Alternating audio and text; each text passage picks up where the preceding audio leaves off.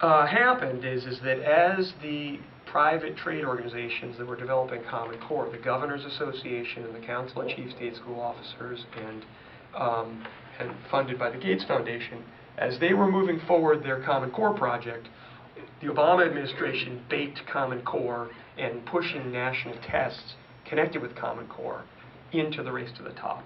And that's how 42 of the 45 states that adopted Common Core agreed to participate.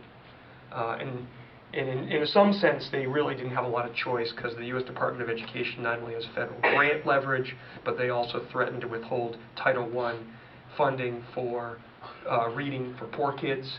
There's a variety of different sort of bureaucratic levers that they were pulling on states, and state commissioners in particular, to have them adopt. Massachusetts did not adopt Common Core in the first round of Race to the Top. And we scored, even though we are the highest performing state in the country, internationally competitive, we came in 13 out of the 16 states that applied for Race to the Top. In the second round, we didn't change anything in our application except signing on to Common Core and national standards. And we jumped from 13 to number 1. So it tells you how badly they needed to have the highest performing state in the union signed on with Common Core.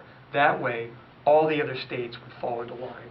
No one could say, well, if Massachusetts has adopted, no one could say we can't adopt, right? So, Pioneer Institute, where I work, is an independent think tank. We're known for calling it like it is. We had been big drivers in a lot of the successes in charter schools and the standards and a lot of the work behind this big ed reform law in Massachusetts. And we're primarily researchers. That's what we really do. We're not grassroots activists. The people that have been pushing against Common Core, folks like the folks that set this event up tonight, have been doing it all over the country. But that's not what we do. It's not what we're good at. We know what we are good at. And what we are good at is authoring high-quality, peer-reviewed, independent research. And so, as Common Core began to come down, we thought to ourselves, look, Massachusetts has got a great deal to lose in this. Let's find out, first and foremost, what's the academic quality of Common Core compared to high-standard states like Massachusetts, and Indiana, and Texas, and California, and Minnesota.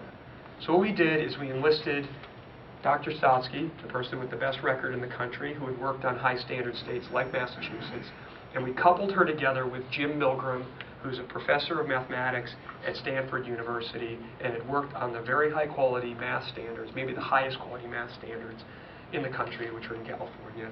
And he'd worked on standards in a variety of a couple other states, including Utah. And then a guy named Zev Werman, who's a Silicon Valley engineer, so he's got a lot. He's not only an engineer, but he's got practical